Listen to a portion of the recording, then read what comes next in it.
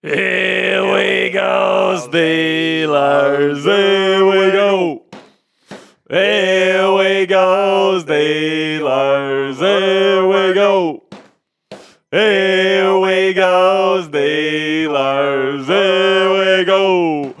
Welcome into the Steelers Talk Live Show. I'm your host, Jack Sperry. That is your producer, Jeffrey Cooperstein. We got a bunch of great Steelers content to kick off your week here on a Monday. First up, the latest Steelers news and rumors, talking about Aaron Rodgers, talking about a potential new wide receiver trade target for your Pittsburgh Steelers.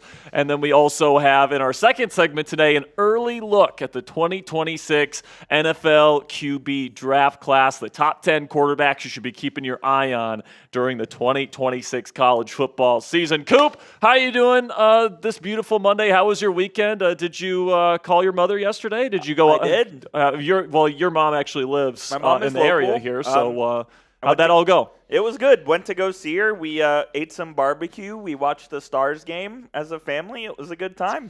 Nothing to complain about. Sounds like a great time, man. How about yourself? It was good. I called my mother yesterday, Yep. and she's doing good. And Yep. I called my grandmother; she's doing good too. So, all the ladies in my life are doing okay right now. Cassie as well? Speaking of Cassie, Not a mother, a dog mother. A dog mother. I did get her some flowers yesterday for being a great dog mom. Very nice. To our dog Rosie. Who, by the way, is high as a kite right now because we have to give her some drugs before she goes to the vet. So you're not in the doghouse at the moment. I'm not in the doghouse at the moment, but it's only a matter of time. But so we can move on here and shift our focus here to the Pittsburgh Steelers for yet another week of Aaron Rodgers watch here, Coop. We got quite a few updates here on a Monday from a number of different people. Ian Rapoport, Jeremy Fowler, Mark Kaboly, Mike Florio. We're going to discuss all those in the opening segment today. But where do you think we are right now, Coop? We have a live poll in the live chat right now. When will Aaron Rodgers sign with the Steelers? Before OTAs, after OTAs, just before training camp, or never? Right now, never is the leading vote getter with 38%. I don't know. I don't think it's never. I'm not there yet. I'm getting closer to that he may not sign with the Steelers, though. Well, I still feel close to 100% sure that he's going to eventually sign, unless there's something drastic that happens and he decides to retire. But obviously the majority of people think he will sign. It's just there's a lot of disagreement as to when he's going to sign. Right now 24% say he's going to sign before OTAs, which begin on May 27th, by the way, so that's in 2 weeks. Then 17% say right after OTAs are over, which is around June 12th. And then 20% say he's going to sign just before training camp. Could this be an all-summer kind of waiting period for the Pittsburgh Steelers? What if he waits until the Wednesday of week 1? I don't think he's going to do that because he needs time to develop that chemistry with people. I don't disagree. And if he shows up the Wednesday before week 1, he literally has zero chemistry. I think that if he's not on this team by at the very latest training camp, then they're like, all right, we're just trading for Kirk Cousins. And you don't think they're going to trade for Kirk Cousins because you personally think that Cousins stinks. But, I think the Steelers still view him as a potential starting quarterback option at their disposal, and it's one of the reasons why they're willing to wait on Rodgers. Do the Steelers view Kirk Cousins as a better quarterback than Mason Rudolph? Yes. Should they? Maybe. I don't know. I think that second year off the Achilles, there's reason to believe that he'll be better than Rudolph. He was a lot better than Mason last year, even though he got benched. Mason was terrible. He got benched for Will Levis. Twice. Multiple times. Yeah. So, I do think Kirk is probably still the better option compared to Mason. I do think Steelers fans as well have, a skewed view of Mason because of the 3-game run he brought him on in 2023. I agree. He's a legend in this fan base for a reason, and he's a legend in my heart for life too because, winning 3 straight games, going to, leading this team to a postseason when it seemed like the season was dead. We have a song for him in his name on this channel, but let's face it, he faded the 30th and 31st ranked defenses, then the backups for the Ravens, and then completed 50% of his passes in an actual playoff game. I like this from Dwayne Johnson. He said, I just seen Rodgers at Cafe Du Monde in New Orleans ordering beignets. Is he a saint? He's not going to be a saint. Here's the reasons why I don't think he's going to be a saint. All right? I think that he respects Mike Tomlin's leadership a lot more than the completely unproven Kellen Moore. He has a better relationship with Arthur Smith, the offensive play caller here in Pittsburgh, who he has an established friendship with compared to, Kellen Moore, who he's never had a connection with in New Orleans. They had the best receiver here in Pittsburgh between the two teams in DK Metcalf. They had the best receiving tight end in Pat Freiermuth. I think they're going to have the better run game this year with Caleb Johnson coming in. They definitely have the better defense. This team won 10 games with Mason Rudolph, Mitchell Trubisky, and Kenny Pickett. All right, if Aaron Rodgers really thinks he's a high-end quarterback, in his mind, he could win 13, 14 games here with the Pittsburgh Steelers. I'm not saying I actually think that's what the Steelers are going to win if they get Rodgers. I'm just saying in his mind, if he still thinks that he is a top 10 level quarterback and they could win 10 games with Mason Rudolph, Mitch Trubisky, and Kenny Pickett, I would think Rodgers feels like he could have a lot of success here in Pittsburgh. So I don't expect New Orleans to be in the mix. And by the way, they're a rebuilding team, so why would they bring in a 41-year-old Aaron Rodgers? It makes no sense from their perspective. And by the way, Kellen Moore came out this weekend and said, we're not getting a different quarterback. We're riding with the 3 quarterbacks we have. Tyler Shuck, Spencer Rattler, and Jake Haener. Those 3 are going to be competing for the starting job in New Orleans. They've never lied before to the media. Well, the Steelers have, but, I mean, if they're going out and saying, we're going forward with these guys, and then they bring in a veteran, specifically Aaron Rodgers, Shuck, Rattler, and Haener are all going to be very pissed that they ended up lying pretty much to everybody's faces. But who knows, man? If you guys want to donate to the show, we'd greatly appreciate it. If you got a take on Rodgers, if you want to ask a question for me and Coop to discuss, you guys can donate to the show. We'll put you up on screen. And also, if you guys want to send in a Venmo, Cash App, or PayPal, those are our preferred kind of channels for donations because we get to keep more of the proceeds. YouTube takes 30% of every single super chat that you guys send in, and then Apple takes another 10%. So we only get 60% of the money that you guys send in via super chats, but if you send it in via Venmo, Cash App, or PayPal, we take home a much larger percentage of the money that you guys send in. So if you guys want a question on the show, whatever the case may be, make sure you get those donations in. And who's all here now? I want to see who's all here. Where are all my real ones at here? Spam those likes down there in the comment section. 300 people watching. 300 people watching today. Only 46 likes. We need to get this up to at least 50 likes before we get into our first segment today. We got Rocks Prods in here. We got Dwayne Johnson. We got John McKee. We've got Mr. Deadhead, Josh McMurdo. Of course, my lovely girlfriend Cassie Voth is here. We've got Reginald here. We got Spinky. We got Ryan. We got Jay. We got the Elite. We got Sir Alex. We've got O-Dubs. We got Niprods. We got Super Steelers Gaming. We've got Pat Lepla, Mark Schrock. We got Kevin Reed. We got Jameson, Jason L. We've got Steelers Fan 2010. Pizza is goated. Taco Man. We got a good crew of people here today, Coop. So without further ado, let's get into our first segment here. We got a lot of news and rumors to discuss today after the weekend. We got a lot of updates on Aaron Rodgers. I'll let you guys know where that whole saga is. And also, we'll talk a little bit about a new wide receiver trade target that the Steelers could be considering. And then also, make sure you stick around because we're going to be taking an early look at the 2026 QB draft class, specifically with the Pittsburgh Steelers in mind for next year. Arch Manning. Coop is saying Arch Manning, but I was discussing this with Coop. I mean, like, for the Steelers to be in on Arch Manning, first of all, he's going to have to come out. And if he's going to come out, he has to be like a guaranteed top 3 pick, all right? And, I just don't see the Steelers, even with Mason Rudolph. I think even with Mason, you win 8-9 games, which is crazy to say, but, I think that's just true that Mike Tomlin and T.J. Watt elevate this team to the point where they're going to win 8-9 games, even if Mason Rudolph is the starting quarterback here. We do have a little bit of a schedule leak here, by the way. So Week 16 is Eagles at Commanders on Saturday. Okay. And then Packers at Bears. On Week 16? Yep. On Saturday? Doubleheader. Isn't that Christmas, around Christmas? Christmas is Week 17, I believe. Okay, so that's Week 17 this year. All right, well, now that we got that little bit of non-Steelers news out of the way, let's get into our first segment here today with the latest news and rumors surrounding the Black and Gold.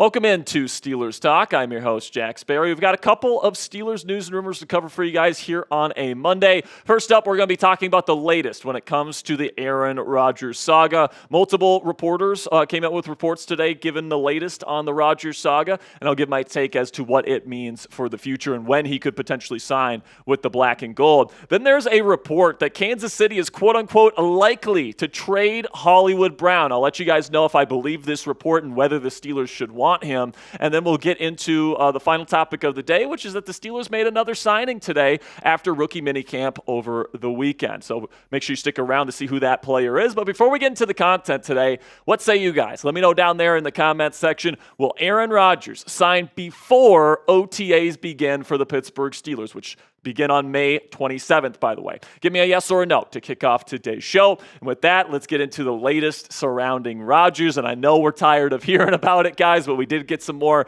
updates over the weekend and earlier today as well. Ian Rapoport said on Good Morning Football earlier today that the Steelers are still awaiting quote-unquote firm and final word from Aaron Rodgers. This is what Rapoport has had to say on the Rodgers saga. It does seem like the Steelers are the choice, something they are confident in. The Steelers have held out hope that it will happen, that they have just not gotten firm and final word from Rodgers that it is definitely his choice. No one knows for sure why that is. Then he continues on here. He actually said this on the Pat McAfee show last week. The Steelers are confident that they think that Aaron Rodgers will be in Pittsburgh. I think that he will be a member of the Steelers. So Rapoport making the prediction that he thinks Rodgers will eventually sign on the dotted line. Then Jeremy Fowler from ESPN this weekend said Steelers remain in contact with Aaron Rodgers and are hopeful that he'll be a Steeler. But as of now, no hard updates. So once again, pretty much the same thing Rapoport was saying is the same thing Fowler was saying on ESPN. And I do think that there was another interesting report here from Mark Kaboly of the Pat McAfee show who kind of made a noteworthy shift in his opinion on when Rodgers is going to be signing. He said he doesn't expect Rodgers to sign until after OTAs and mandatory minicamp are over on June 12th. This is what Kaboly had to say. He's not coming to OTAs. You crazy? Aaron Rodgers throughout his career is not an offseason guy. So I don't know how we're surprised that he doesn't want to show up to minicamp or OTAs. I think he has plenty of time from July 27th, from the start of training camp to September, whatever, to get to where he needs to be. Now, this is noteworthy because Kaboly, I think 2 weeks ago, predicted that Rodgers would sign before OTA. So the fact that he has kind of shifted his opinion and now is saying, oh, you think he's going to sign before OTAs? You crazy? Well, first of all, are you crazy? Because you said that 2 weeks ago, but, from another perspective there, I do see why, Kaboly could say this. Rodgers has not been an offseason kind of guy throughout his career. There's been multiple times where he has missed mandatory minicamp, where he has missed all of the offseason program leading up to training camp, and then he shows up to training camp, and there's been instances where he's done that, and he has played MVP caliber football, all right? So I can see where Kaboly's coming from, where he doesn't necessarily think Rodgers needs to show up to OTAs to play well for the Pittsburgh Steelers in 2025. But there is a conflicting report here from Mike Florio, who believes that Rodgers will attend OTAs and will sign on the dotted line before May 27th, and that he will sign, quote-unquote, sooner rather than later. This is what Florio had to say on his show today. 1, he's already committed to the Steelers. 2, he already has everything he needs to study the playbook and get up to speed, pretty much insinuating he already has Arthur Smith's playbook. And 3, there's a conscious decision made that he's less of a distraction not being part of the team at all than it would be if he's signed but not there for phase 1 and phase 2 of the offseason program. Continues on to say here, he's always been against phase 1 and phase 2. Phase 3, okay, phase 1, phase 2, I can work out on my own. So instead of being signed to a contract and not being there, it's less of a distraction for him not to be a part of the team. And, this might shock some people because you guys know how I feel about Mike Florio, but this is actually not a bad take from Florio here in terms of the thinking that Aaron Rodgers has and trying not to be a distraction for the team if he's not really, too keen on participating in the first 2 phases of the offseason program. Because, do I necessarily blame Rodgers for not showing up for phase 1 and phase 2? Honestly, I don't. It's not a whole lot of, true football stuff. It's just strength and conditioning. It's walkthroughs. practices, it's meetings, stuff that Rodgers probably feels like, he can really get all this information at home, study the playbook, work out with DK Metcalf on the side, all these different things in LA, and then potentially join the team for phase 3 when OTAs begin on May 27th, or potentially even training camp, all right? So the question that is on everybody's mind right now is, when is he looking to sign? Is he looking to sign by OTAs? Is he looking to sign before training camp? When is kind of the timetable that he's looking at for when he wants to sign on the dotted line?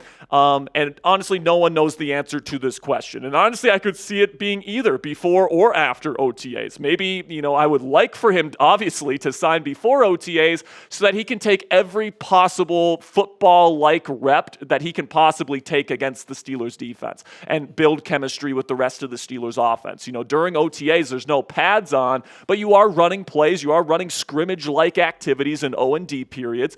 And, I think that building that chemistry is important for a guy that's new to a new football team. So I could also see him just show up at training camp. He's done that in the past with the Green Bay Packers, for example, where he skips the entire offseason program, then shows up to training camp. And by the way, he's won MVPs in the league by doing that. So I think that Rodgers probably feels like that is certainly an avenue that he can go down. But my read on things right now, guys, is that the Steelers, based on their interactions with Rodgers and their phone calls and their FaceTimes, and of course the visit that he had here in Pittsburgh, has the Steelers believing that he wants to play for them. I don't think Rodgers has necessarily told them straight up, I'm signing with you guys, but I think based on their interactions, the Steelers really have an indication that he will sign with them at some point here. And I do think that he is coming eventually, all right? And I really do think that if Rodgers wasn't interested in the Steelers, or, he wasn't really interested in playing in 2025, I think he would have told the Steelers that by now. I think he has too much respect for Mike Tomlin to just keep him on the hook like this if he wasn't seriously considering, at the very least,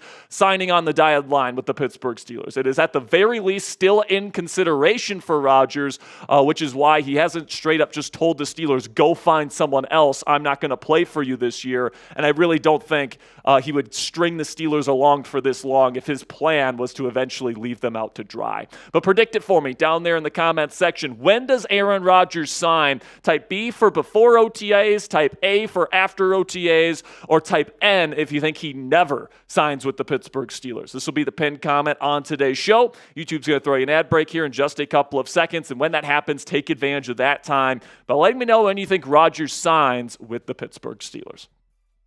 So now there's a new report out there from Pro Football Network that claims that it is quote-unquote likely that the Kansas City Chiefs will trade away wide receiver Hollywood Brown this offseason. Now this might be a little bit of a weird report to some people watching this at home, because you might be saying, wait, didn't Kansas City re-sign Marquise Hollywood Brown this offseason? Why would they trade him away now? Well, we'll discuss that in a second, but Brown is somebody that's 27 years old, former first-round pick for the Baltimore Ravens. He's played for the Ravens, as well as the Cardinals and the Kansas City Chiefs, respectively. He's 5'9", 180 pounds. He's known as a burner and a deep threat outside, and he has a little bit of a drop issue, and he's had pretty extensive injury issues throughout his entire career. But, when you watch him on film, electric route runner, really quick feet, can obviously separate down the field, and is a true Z receiver. Now, the issue that could be on your mind right now is, Jack, Kansas City just re-signed him. Why would they be considering, or even quote-unquote be likely to trade him away? Well, Anthony Palacios explained it in his article, saying, after the Xavier Worthy offseason drama, the Chiefs were quick to re-sign Brown to a new deal in case they were going to be without the second-year receiver for the season. However, it looks like it's all positive signs for Worthy. Even though Rashee Rice and Worthy will take up most of the slot snaps, the emergence of Jalen Royals could come at the wrong time for Brown. So essentially he's saying, the Chiefs brought him back because they weren't sure about what the status of Mr. Xavier Worthy was going to be this year, and then they also went out and got Jalen Royals. So right now they're in a position where maybe they would consider trading Hollywood to the Pittsburgh Steelers. But, there's another question to be answered here, which is, should the Steelers even be interested in a guy that, let's face it, hasn't put up huge numbers in a while, all right? Since his final season there in Baltimore, where he did have a 1,000-yard season and had 6 touchdowns, almost had 100 catches, he's had a hard time staying healthy. He really didn't have a great kind of 2 years in Arizona playing under Cliff Kingsbury and of course, with Kyler Murray, his Oklahoma Sooner teammate. And then he goes to Kansas City, and he was hurt the entire season. So he hasn't been, the 2021 version of Hollywood Brown for quite a while now. And then he's got a pretty extensive injury history, guys. He separated his shoulder last year. He missed 15 games. Also had that bruised foot in 2023. Had a fractured foot in 2022. Had another foot injury in 2020 with the Liz Frank. And then he's also had an ankle sprain in the past as well, where he missed 2 games in 2019. So he's got some injury stuff. He hasn't really produced all that much because of the injury stuff over the last several seasons. Plus, he has a little bit of a drop issue throughout his career that really became a big issue for Baltimore towards the end of his tenure there. But if I'm being honest with you guys, Hollywood wouldn't be my first choice. Now, he wouldn't be my last choice. He's a really good route runner. He's a downfield threat. He's a true Z receiver, which could definitely pair up with DK Metcalf in this offense. But if I'm going to get a guy like Hollywood who has these injury risks, who has a little bit of a drop issue, I'm not going to pay that much for him, all right? I'm going to pay like a 6th-round pick, or at most a 5th-round pick to bring him here to Pittsburgh. That is if Kansas City, and if this report is true and Kansas City is actually considering moving him. But let me know what you guys think down there in the comments section. Would you accept this trade? A 6th-round pick next year. The Steelers have 2 of them at their disposal. Would you trade a 6th-rounder next year for Hollywood Brown? Give me an A for accept or D for decline. In just a second here, we're going to talk about our sponsor today at Fanatics. And while I'm talking about Fanatics, give me an A for accept or D for decline. And with that, let's have word from our sponsor here at Fanatics, where you guys can go to chatsports.com/DK and pick up your brand new Steelers DK Metcalf number 4 jersey today. And you guys can also help out the channel by doing so. Here's how it works. We have that link, chatsports.com/DK. That's in the comments and description of today's show. You click that link and you make a purchase. Fanatics sends us part of the proceeds to help us keep the lights on, helps us pay rent, helps us buy new equipment, helps us buy new editing software, all this different stuff that we use here at Chat Sports. All this stuff really goes towards that. So thank you guys so much for all of your support. If you want a DK Metcalf jersey in your life today, go to chatsports.com/DK. So now before we go here, I do want to get to some final news items to kind of round out the rest of the day. First up, we have a new signing for the Pittsburgh Steelers, and it is another running back here. It is running back out of Notre Dame, Max Hurleman. He gets signed to a UDFA contract by the Pittsburgh Steelers. Now, Hurleman is known as a special teams ace. He's known as a really good punt return man as well. And, that's probably what the Steelers are bringing him in to do, whereas the signing of Trey Sermon was more of a backup running back role. I think Hurleman's being brought in as a potential special teamer that can help in that area of the football game. Then also, kind of shifting our focus here to the Cincinnati Bengals in the AFC North. Apparently, Cincinnati's struggling to make some deals with their starting edge rushers, as Trey Hendrickson put out a statement to ESPN today blasting the process that the Cincinnati Bengals have been going through this offseason. Apparently, they haven't been in communication with him at all on a new deal since the NFL draft concluded, and he's starting to get pretty frustrated. So let's cross our fingers, they end up having to trade Trey Hendrickson this offseason. Then Shamar Stewart, their first-round pick, is not participating in the offseason program until he gets signed. And, of course, the Bengals are notoriously stingy when it comes to rookie contracts in the first round. So there's a world here where neither of these guys are playing week 1 for the Cincinnati Bengals. So you absolutely love to see that there in the jungle. And then in Cleveland, they're really, really good. Starting linebacker Jeremiah Owusu-Koramoah is out for yet another season. He had a neck injury last year that apparently has not healed up particularly nicely this offseason, and he will be out for the 2025 season with a neck injury, as he was added to the PUP list earlier this afternoon. So no JOK for the Cleveland Browns. That'll be it for today's edition of Steelers Talk by Chat Sports. Thank you guys so much for making it to the end of today's show. Make sure you guys spam those real ones for me down there in the comment section if you made it to the end of today's show. I want to show some love to all the real ones that made it to the end, because it really does help out the algorithm here, guys. So make sure you go down there, type those real ones, click that subscribe button if you haven't already to join our family for free, informative, and in-depth Steelers videos every single day. All right, first segment in the books. Dark City says, if Aaron Rodgers retires and Cousins trade doesn't work, what is the plan C? Ryan Tannehill?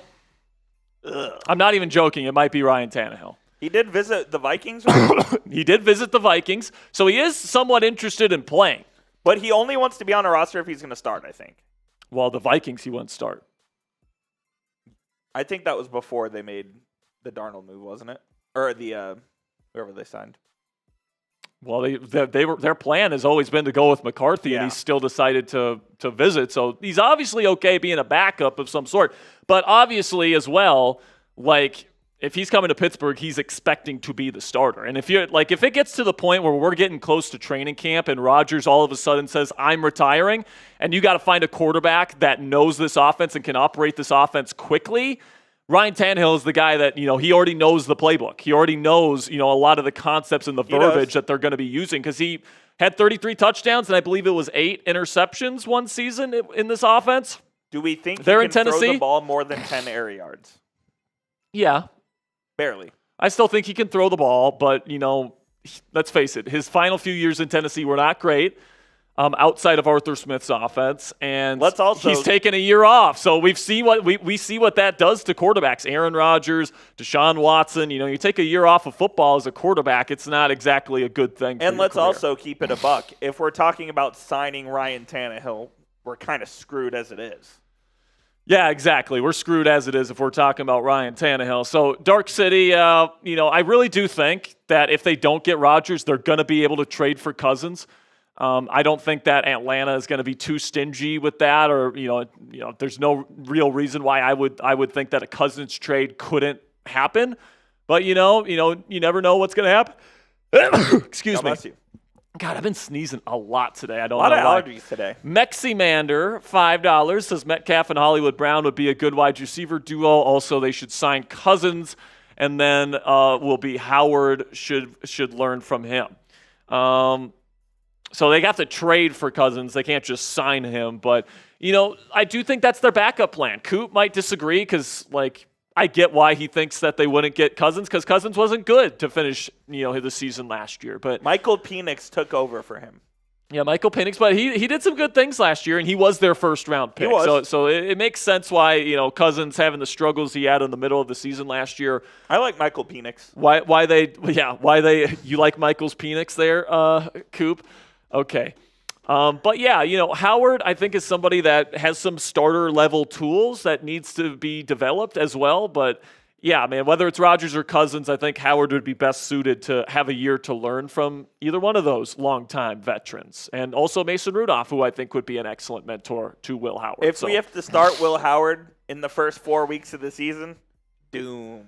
That is going to be a doom, because I don't think he's ready. And, I'm rooting for the kid. I really am. He seems like a great kid. But he did go in the 6th round for a reason, guys. He's not Big Ben Roethlisberger that you got in round 6, all right? He's not Josh Allen, all right? He's not those guys, all right? Just because he's the same size as those guys doesn't mean he's the same player, okay? And he does have some nice physical tools that, I think give him some starter upside, but the chances that he hits that starter upside aren't exactly as high as some Steelers fans would want to believe.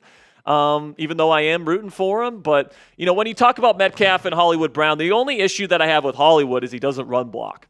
And, neither does Calvin Austin III. And his skill set is very kind of, I think, redundant with Calvin Austin. It is pretty similar. He's bigger than Calvin, but they're very similar. Better overall. But maybe not anymore with the injuries. Yeah, I don't know, man. Calvin played pretty good last year. But, yeah, man, I just don't know if Hollywood gives you something to the offense that you don't have right now. I'd want somebody with a little bit more size being brought in than Hollywood personally. A guy like George Pickens, I think the Steelers could really use. There's this guy named George Pickens that probably would have been, at least on paper, would have been awesome as the number 2 receiver. But I understand why the Steelers got rid of him. Yep. All right, apparently, all these reports are coming out right now of all the different shit that he was doing, and the Steelers are just done with it. But they were done. If Pickens has a 1,000-yard season as the number 2 receiver for the Cowboys, that Steelers fans will just be having a fit over it. Yeah, absolutely. But I don't think he's going to do that because I think he's going to be a petulant child and he's going to get suspended and do all these different things that prevent him from reaching his ceiling. It's absolutely possible, man. All right, man. We got one more segment to go here on Steelers Talk. Keep those super chats rolling. Greatly appreciate your guys' support. And we got one more segment here, and it's an early look at the 2026 QB prospects in the 2026 NFL draft class. Make sure you guys get those donations in if you have a question, because this is our last segment of the day. Also, you guys can send in your donations via Venmo, Cash App, or PayPal if you want us to keep more of the proceeds, because YouTube and Apple take 40% of every dollar you guys send in on Super Chats. They try to shadow ban. They do try to shadow ban us a little bit. So, without further ado, let's get into it right now. Our first look of the 2026 NFL draft class at the quarterback position is coming at you guys right now. Welcome into Steelers Talk. I'm your host, Jack Sperry. Today, it is our first look into the 2026 QB draft class. For the 2026 NFL draft, it seems pretty obvious at this point, guys, that Omar Khan, Mike Tomlin, their plan is to take the future franchise quarterback of the Pittsburgh Steelers when the draft is in Pittsburgh next year with all the draft picks that they are accumulating. So we're going to talk about the top 10 names of the guys that you should be keeping your eye on all throughout this summer, and then, of course, heading into next college football season on today's show. But before we get into the quarterbacks today, if you want to draft a round one quarterback to be the next franchise quarterback of the Pittsburgh Steelers next year, like the video. I greatly appreciate your guys' support. So we'll start here with the guy that is kind of being tabbed as the next generational type guy that people are waiting to come out, and that's Arch Manning out of Texas, of course. Now, the consensus ranking on him is that he's the number one overall player in the 2026 NFL draft class. Trevor Sikkema from PFF, Pro Football Focus, explains why. Even though he's only started 2 games in his career against bad competition in Louisiana Monroe and Mississippi State, Arch's 88.1 overall PFF grade was 13th among FBS quarterbacks who played at least 200 snaps. And Manning was 16th in both big-time throw rate, 6.4%, and turnover-worthy play rate at 1.9% as well. Manning is a much better athlete than either of his legendary uncles in Peyton and Eli, rushing for 4 touchdowns on just 21 attempts last year, including a 67-yarder. So listen, man, I don't think that the chances of the Steelers getting Arch Manning are all that good. First of all, I'm not even sure if he's going to come out next year. I think he's going to have to win the Heisman and be a guaranteed top 3 pick in order to decide to leave Texas and go into the National Football League early. And I just don't see the Pittsburgh Steelers getting within range of that top 3 kind of area. All right. If he's gettable for the Steelers and he's going to be around a pick 15 to 20, I just don't really think that he's going to come out and he will return to Austin. So I just don't think it's overly realistic to expect Archie Manning to be a Pittsburgh Steeler. So we'll move on to the next guy on the consensus big board here, which is Garrett Nussmeier, who is currently ranked the number 4 player in the 2026 NFL draft class. Nussmeier had a really good season with the LSU Tigers this past year. This is what Trevor had to say on Garrett Nussmeier. After sitting on the bench for 3 years, Nussmeier finally received his chance to start for the Tigers as a redshirt junior. He extended the flashes of brilliance he had as a backup over a full season and finished the year with the 5th most passing yards in the nation at over 4,000 and tied for 7th in big-time throws at 26. His turnover-worthy plays were among the 20 most in the nation. He also adds virtually nothing as a runner. His 93 rushing yards in 2024 were easily the fewest of anyone on this list, but he's still a tough quarterback who's fearless in the pocket and is capable of making almost any throw on the field. And honestly, guys, I'm not sure if Nussmeier is what Pittsburgh is looking for long-term. He's going to be an older prospect, all right? And I think that the Steelers are going to be looking for somebody to develop a little bit more, somebody that's more physically gifted than Nussmeier is. We'll talk about some of those more physically talented guys that might sit for a year. That might be the plan for the Pittsburgh Steelers, because I do expect this team to still be trying to win now, whether that be with Aaron Rodgers or some other veteran quarterback. But I do think that their focus is going to be on somebody that's a little bit younger and somebody that's a little bit more of a developmental guy. Nussmeier is a little bit older and a little bit more pro-ready, so I'm not sure if he's necessarily going to be at the top of the Steelers' radar next year. But somebody that I think absolutely could is Penn State quarterback Drew Aller, who is the consensus number 5 player in the 2026 class. as it currently stands right now. This is what Trevor Sikkema had to say about the Nittany Lion quarterback. While his performance in the final game of the season was rough, a 36.6 PFF passing grade, Aller quieted many critics by quarterbacking the Nittany Lions all the way to the college football playoff semifinals in the past season. He finished as the nation's 6th most valuable signal caller in the process, according to our wins above average metric. His 21 big-time throws were top 20 mark in America, while Aller's 2.1% turnover-worthy play rate was 21st. He showed off his rifle right arm for far more as a junior, increasing his average depth of target by over a yard. And this is the type of guy where I think the Steelers want to make an investment in. He's going to be a little bit younger next year. He's got the rifle arm. He's used to playing in Pennsylvania weather conditions. And of course, this fan base knows and loves him because a lot of people in this fan base are Penn State fans. So he is certainly somebody that I think that the Steelers are going to keep a very close eye on here. And if he's available when the Steelers are selecting in the first round of the 2025 NFL draft, I think there's a good chance Drew Aller becomes the next franchise quarterback of the Pittsburgh Steelers. But another name you got to keep your eye on here is Cade Klubnik out of Clemson. Had a really good season for the Tigers this past year. He's currently the consensus number 6 player in the class, and this is what Trevor had to say about Cade Klubnik.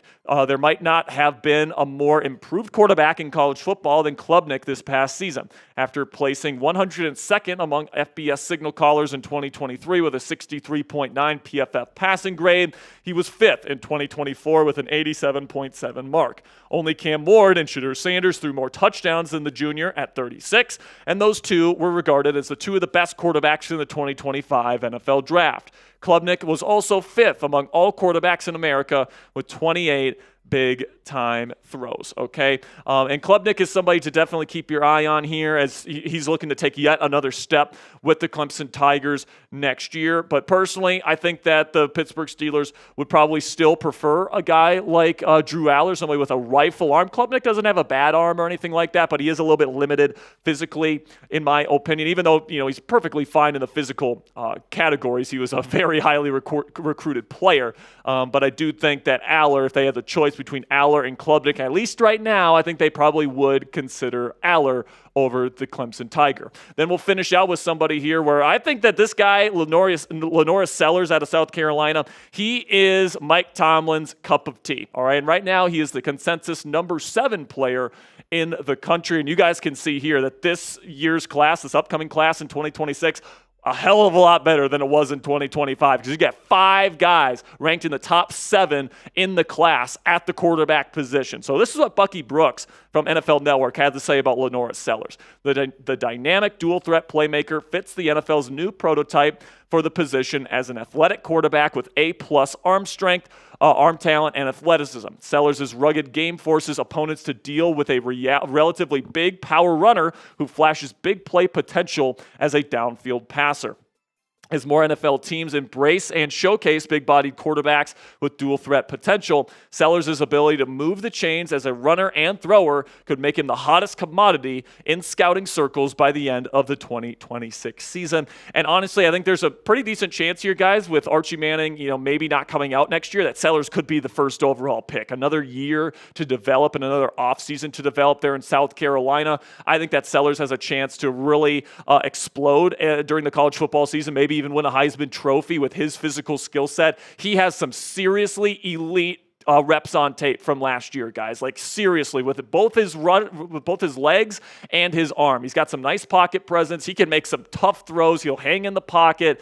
I'm excited to see what he's going to do this next year. And with the size, speed, and arm strength and arm talent kind of combination, that is exactly the type of player that Mike Tomlin specifically likes in his starting quarterback. So look for him to be a Mike Tomlin kind of guy as we head into the draft season next year. So who's your guy? Let me know down there in the comments section. Who is your favorite 2026 QB prospect for Pittsburgh to target in the first round at this point? Let me know what you guys think down there in the comments section for today's pinned question. YouTube's going to throw you an ad break here in just a couple of seconds. And when that happens, take advantage of that time. But let me know which quarterback you would like the Pittsburgh Steelers to take next spring. Now we'll go over some other prospects to keep your eye on here. We got Nico Iamaleava. There we go. I think I got it right there. From UCLA. He transferred from Tennessee to UCLA. Now the whole story of how he transferred to UCLA, not exactly the best look for Nico, but if he comes out and has a stellar 2025 season here for the Bruins, he's going to be a top 10 pick because he is supremely talented with his arm. Now he's going to have to work on some of the accuracy stuff, and there's certain things that he's going to have to clean up on his tape that he showed at Tennessee, which was a very talented ball club. But he certainly has the physical talent to be a first-round pick. Right now he ranks 20th on the consensus big board. Then Fernando Mendoza, formerly with the California Golden Bears, replaces Curtis Rourke at Indiana here. He's right now the consensus number 32 overall player, but Mendoza had a pretty darn good season for California, Cal Berkeley last year, and he's going to be expected to be a big breakout star in the Big Ten this year with the Indiana Hoosiers. So keep your eye on Mendoza. Sam Levitt from Arizona State. He had a very impressive first season with the Arizona Sun Devils last year. Him combined with Cam Scatterbo was a really good combination that led them to the Big 12 championship last year. Right now, he's the consensus big board has him ranked number 42, but he is a younger prospect, so it is possible that he goes back to school for another year. Then you have the ugliest headshot in college football in Carson Beck, who is currently the consensus number 57 quarterback. And he reminds me a lot of Quinn Ewers here, where all these way too early mock drafts and the consensus big boards have him way higher than I think he's actually going to go. I think Carson Beck stinks. All right, he's had some of the best supporting cast any quarterback could ever hope for at the University of Georgia, and honestly, he wasn't really that good, and he crumbled under pressure. So I really don't think Carson Beck is going to be like a day 2 draft pick. We'll see what he does with Miami. Cam Ward did wonders there with the Hurricanes, but honestly, if I have to guess right now, I think Beck ends up being a day 3 pick instead of a day 2 pick. Then another name to keep your eye on here is Miller Moss. Now, on the consensus big board, the consensus kind of views him as somebody that's not a draftable player at all right? Right now, it's just 614th on the consensus big board. He's going from USC, where he really struggled last year. Now he's going over to Jeff Brom's offense in Louisville, who helped turn guys like Aiden O'Connell and Tyler Shuck into NFL prospects. So watch out for Miller Moss. I do think he has a clean release, and I think inside that Jeff Brom offense there at Louisville, I do think that he could potentially develop into a pro-style prospect. But before I get into kind of the honorable mentions and some final kind of sleeper kind of quarterbacks to keep your eye on during the college football season, click that thumbs up icon if you are enjoying the content on today's edition of Steelers Talk. It really does help us out when you guys click that thumbs up icon. So some honorable mentions here. Malachi Nelson out of UTEP, really, really physically talented player that I'm going to be keeping a very close eye on that could have a breakout season.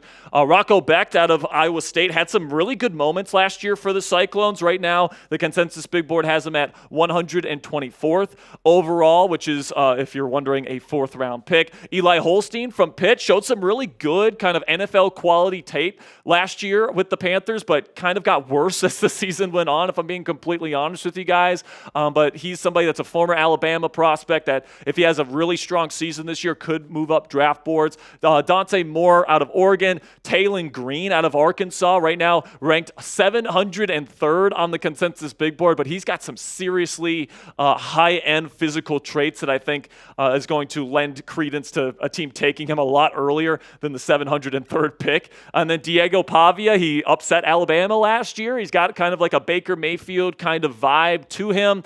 We'll see how he does with the Vanderbilt with Vanderbilt this year. And then Kevin Jennings from SMU, somebody that PFF has ranked the 103rd prospect on their big board, but the consensus big board doesn't have him ranked at all. So keep your eye on the Mustang quarterback. And then John Mateer going over from Wazoo to Boomer Sooner this year, currently not ranked on the consensus big board, but he's ranked around the 170 mark on the PFF big board as it stands here today. today. So predict it for me down there in the comments section. Which quarterback will come out of nowhere next year to be a first-round pick? Who's going to be this year's, Joe Burrow? Who's going to be this year's Jaden Daniels? Who's going to come out of nowhere here and have a stellar season in college football? Predict it for me down there in the comments section. And that'll be it for today's edition of Steelers Talk. We took our first look at the 2026 QB class. We're going to be doing a lot of research on these guys all throughout the college football season, as well into the 2026 draft season, because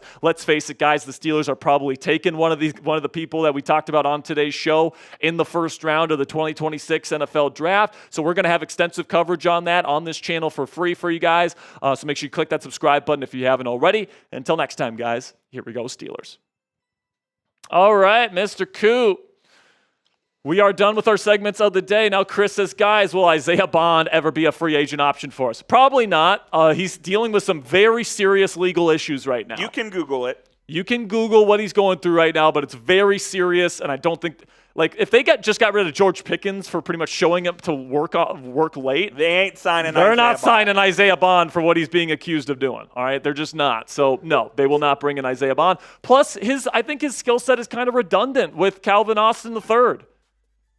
Yeah, it is. I think Calvin's a better player. He absolutely is. Calvin's more established in the system as well, so Bond would definitely be – I guess. Where would you play him? His role would be Calvin's role. Yeah. It would be a low-risk thing as far as, you could cut him easily, but with the baggage, there's no point in bringing him in. Yeah, completely agree. So I want to ask you, outside of the main Arch Mannings of the world and the Drew Allers of the world, who's a guy you're excited to get to know?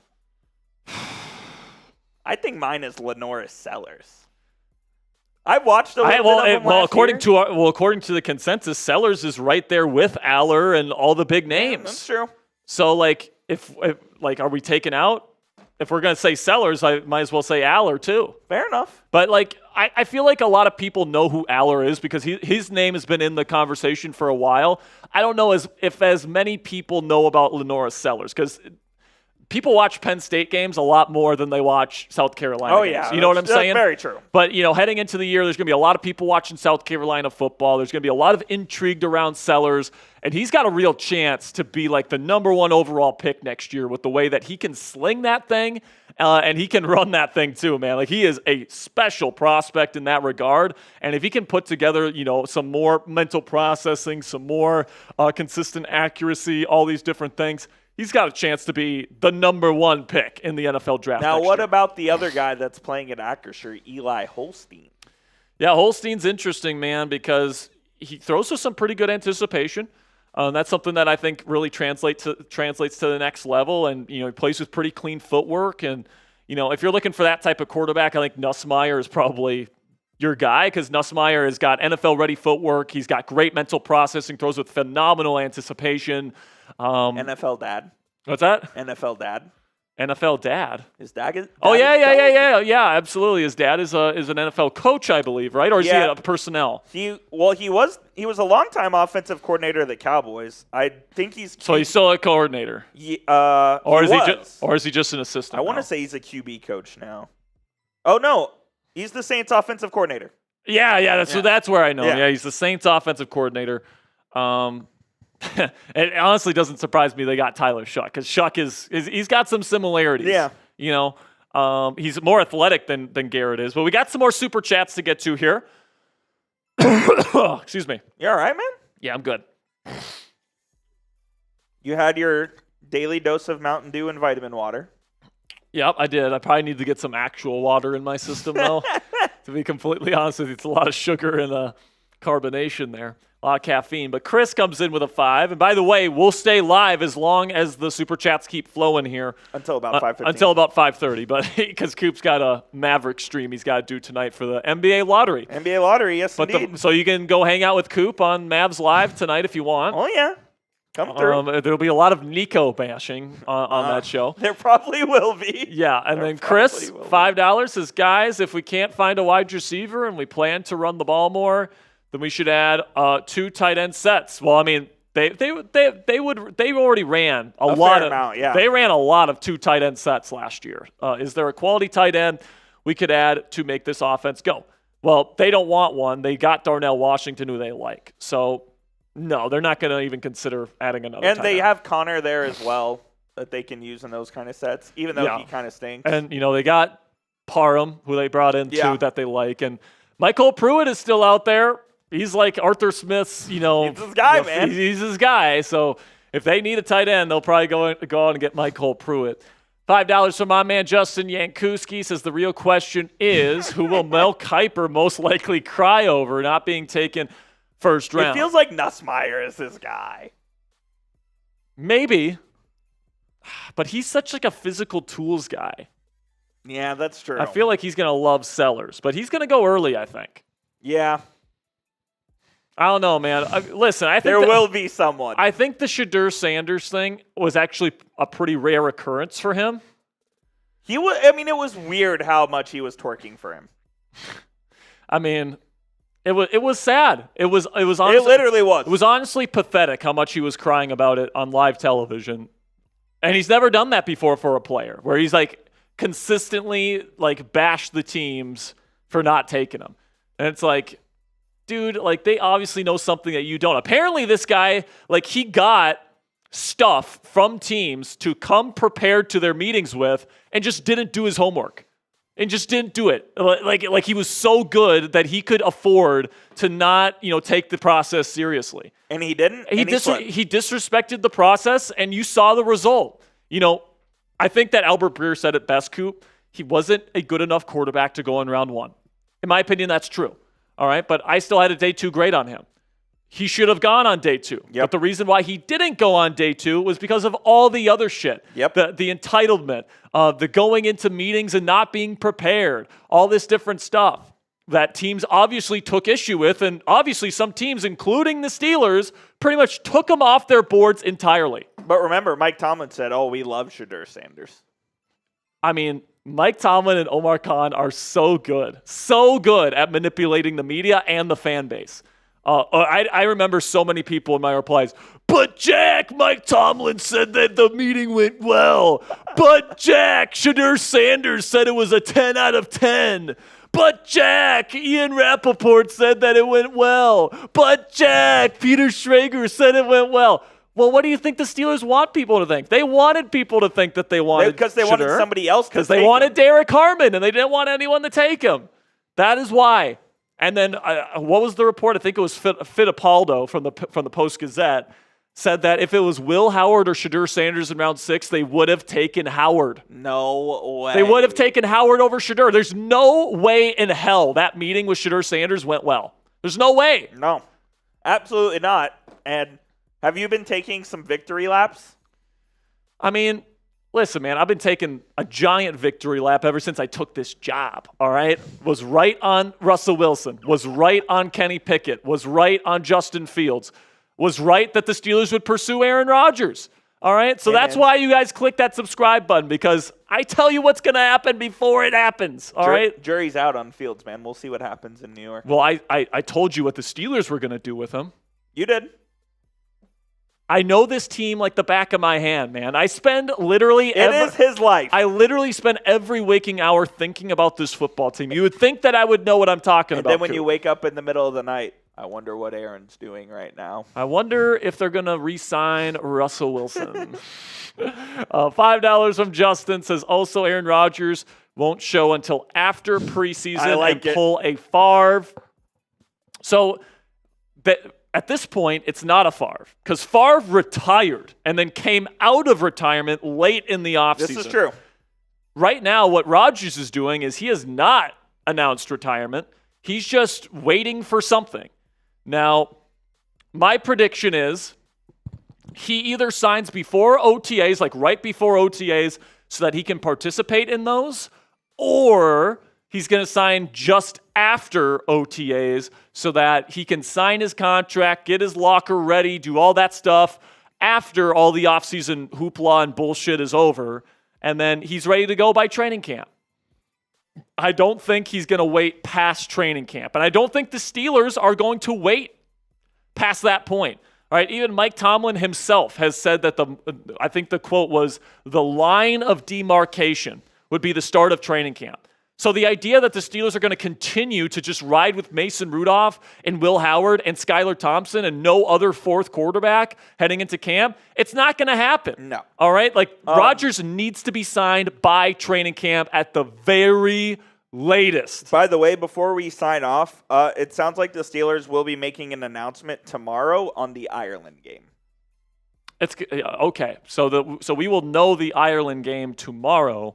I'm guessing it's going to be Vikings. Yeah, that's my guess as well. How funny would it be if Filipponi's wrong again? Because Filipponi put out a report I think it was last week, saying it's going to be the Vikings. Watch it be the Packers. Watch it be the Packers and him completely whiff again. How does he have a job?